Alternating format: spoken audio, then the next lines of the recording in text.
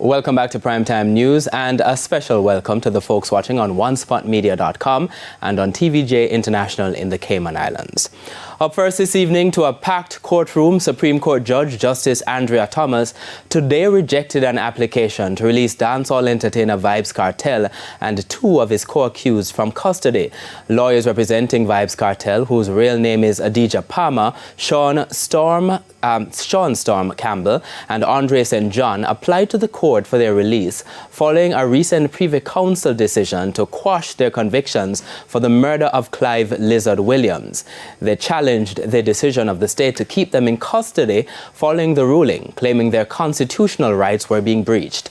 But Justice Thomas ruled that the men should remain behind bars pending the decision of the Court of Appeal on whether they should be retried for the murder of Williams. Our legal analyst Dion Jackson Miller was in court today and now joins us live. Dion, people have been talking about bail, but this was not a bail application. What was it? Yeah, it wasn't. I should say that when the story said the courtroom was packed, in fact, the matter had to be transferred from Court 9, a smaller court, to Court 1, the Chief Justice's courtroom, because there were so many people there waiting to hear this ruling. As we said, yes, it was a habeas corpus application, and that is a very old application. It's also an extremely important application to protect your right to liberty. Show me the body. Show me the body is what it actually means. It's a Latin phrase, and what it is that if you're being unlawfully held, unlawfully detained by the state, you can make an application for habeas corpus, and if that application is successful, you're released immediately.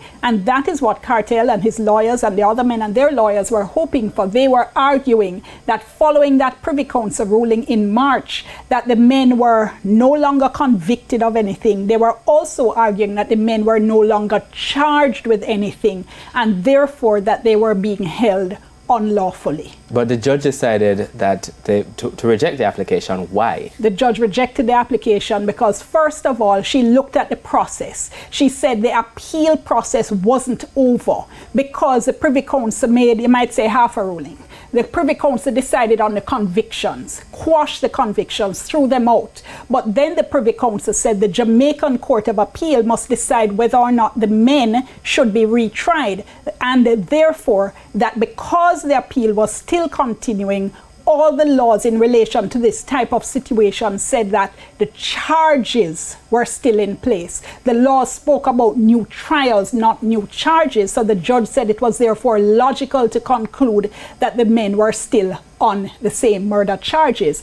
Having said that, since the men were on a murder charge, she said their status then would be what it had been before the trial when they were in custody. Since that was the current situation, it couldn't be said that the Commissioner of Corrections or the prison superintendent had been acting unlawfully by detaining them because they hadn't got any new order from a court to say the men should be released. So in essence, she was kind of saying it's premature, it has to continue.